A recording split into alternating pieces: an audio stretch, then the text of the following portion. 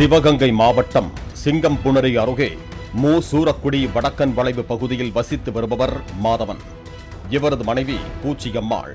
இவர்களுக்கு ஒரு மகன் ஒரு மகள் இருக்கிறார்கள். இருவரும் திருமணமாகி சென்னையில் வசித்து வருகிறார்கள். பூச்சியம்மாள் சம்பவத்தன்று மாலை அருகில் உள்ள உறவினர் வீட்டுக்கு செல்வதாக தனது கணவரிடம் கூறிவிட்டு சென்றவர் வீடு திரும்பவில்லை.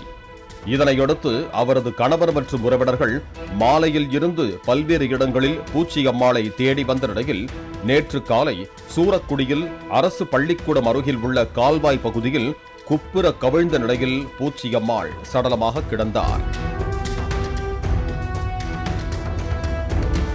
அவரது தலை மற்றும் உடலை சுற்றிலும் சர்க்கரை தூவப்பட்டிருந்தது. இதுகுறித்து சாலை ஓரமாக உள்ள வேப்ப மரத்தடியில் வேப்ப முத்துகள் சேகரிக்க வந்த கிராமத்தார்கள் கண்டு உடனடியாக சதுர்வேத மங்கலம் போலீசாருக்கு தகவல் தெரிவித்தனர். சம்பவ இடத்திற்கு விரைந்து வந்த போலீசார் கொலையாளிகளை தேடும் வேட்டையில் ஈடுபட்டனர். மேலும் சம்பவம் நடந்த இடத்திற்கு சிவகங்கையில் இருந்து லைலா என்ற மோப்பனாய் வரவழைக்கப்பட்டது. மோப்பனாய் லைலா பூச்சியம்மாள் கொல்லப்பட்டு கிடந்த இடத்தில் இருந்து ஓடிச் சென்று பூச்சியம்மாளின் உறவினரான சாமுண்டீஸ்வரி என்பவரது வீட்டுக்குள் சென்று படுத்துக் கொண்டது. மோப்பனாய் லைலா கொடுத்த இந்த துப்பு இந்த கொலைக்கு முக்கிய தடயமாக பார்க்கப்பட்டது. திருப்பத்தூர் போலீசார் பூச்சியம்மாளின் கணவர் மாதவனிடம் சாமுண்டீஸ்வரி குறித்து விசாரணை நடத்திய போது திடுக்கிடும் தகவல் ஒன்று தெரிய வந்தது. அதே பகுதியை சேர்ந்த உறவுக்கார பெண்ணான சாமுண்டீஸ்வரி நேற்று முன்தினம் வீட்டுக்கு வந்து பூச்சியம்மாளை வீட்டுக்கு வாங்க பேசிக் கொண்டிருக்கலாம் என 3 முறைக்கு மேல் அழைத்துள்ளார்.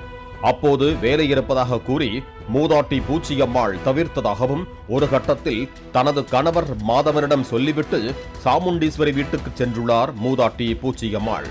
தனது மனைவியை பின்தொடர்ந்து கணவர் மாதவனும் சென்றுள்ளார்.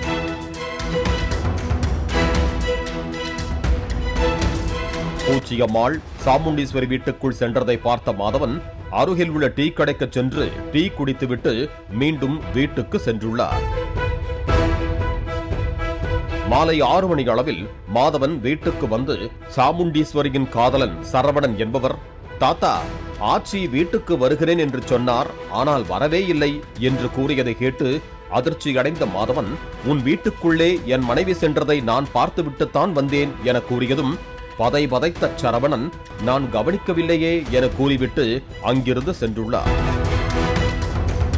இச்சம்பவத்தை பூச்சியம்மாளின் கணவர் மாதவன் போலீசாரிடம் கூற தொடர்ந்து போலீசார் அப்பகுதியில் உள்ள கண்காணிப்பு கேமராக்களை ஆய்வு செய்தனர்.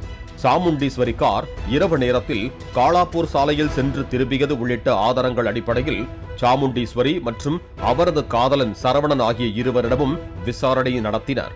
விசாரணையில் எங்களுக்கு எவ்வித தொடர்பும் இல்லை என முதலில் கூறி வந்தனர். இந்நிலையில் சாமுண்டீஸ்வரி காரில் உள்ள கியர் பாக்ஸ் அருகில் உள்ள ரகசிய பெட்டியில் பூச்சியம்மாள் அணிந்திருந்த 10.5 பவுன் நகைகள் இருந்ததை கண்டுபிடித்த போலீசார் நகை எப்படி காருக்குள் வந்தது என கேட்டபோது இருவரும் கொலை செய்ததை ஒப்புக்கொண்டு பல திடுக்கிடும் தகவல்களை தெரிவித்தனர்.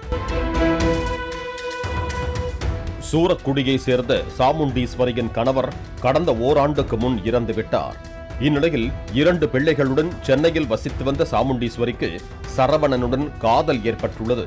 அப்போது திருவிழா உள்ளிட்ட விசேஷங்களுக்காக சூரக்குடிக்கு சாமுண்டீஸ்வரியுடன் சரவணன் வந்து சென்ற போது பூச்சியம்மாள் எப்போதும் கை, காது, கழுத்தில் நகையுடன் இருப்பதை நோட்டமிட்டிருக்கிறார்.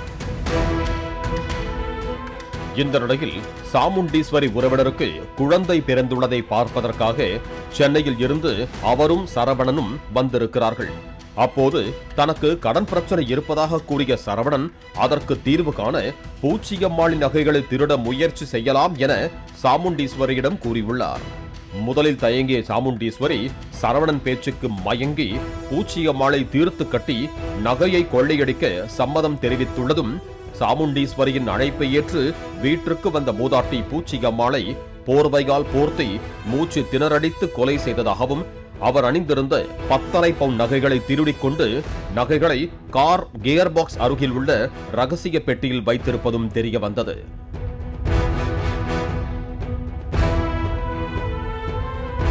மூதாட்டியை சாக்குப்பையில் மூட்டையாக கட்டி வைத்து நள்ளிரவு வரை காத்திருந்ததாகவும், பின்பு நள்ளிரவு காரை எடுத்துக்கொண்டு மூதாட்டியை கால்வாயில் தூக்கி வீசியதோடு அவரது செல்போனை ஊரணிக்குள்ளும் செருப்பை வயல் பகுதியிலும் வீசிவிட்டு கொலைக்கு பயன்படுத்திய போர்வை, சாக்குப்பைகள் அனைத்தையும் தனித்தனியாக ஒவ்வொரு பகுதிகளில் வீசியதாகவும் கொலையாளிகள் வாக்குமூலம் அளித்துள்ளதாக போலீசார் தெரிவித்தனர்.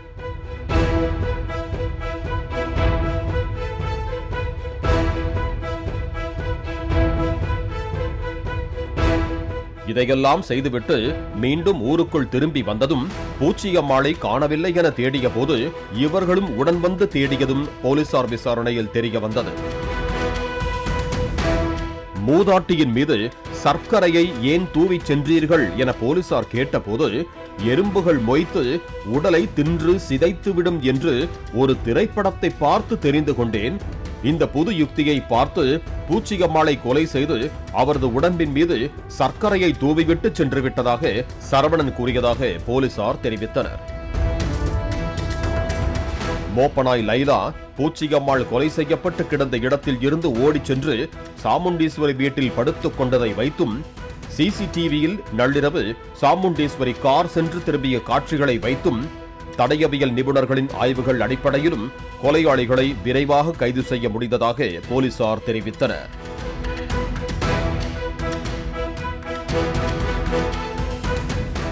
அதே நேரத்தில் வீட்டில் தனியாக வசிக்கும் மூதாட்டிகள் அதிக அளவில் நகை அணிவதை தவிர்க்கவும், உறவினராகவே இருந்தாலும் எச்சரிக்கையுடன் பழக வேண்டும் என்றும் போலீசார் அறிவுறுத்தி இருக்கிறார்கள். பாலிமர் செய்திகளுக்காக சிங்கம் புணரி செய்தியாளர் ரமணா மற்றும் வேல்ராஜ். பிளே ஸ்டோர் மற்றும் ஆப் ஸ்டோரில் இருந்து பாலிமர் செயலியை QR கோடு மூலம் பதிவிறக்கம் செய்யுங்கள். செய்திகளை உடனுக்குடன் பெறுங்கள்.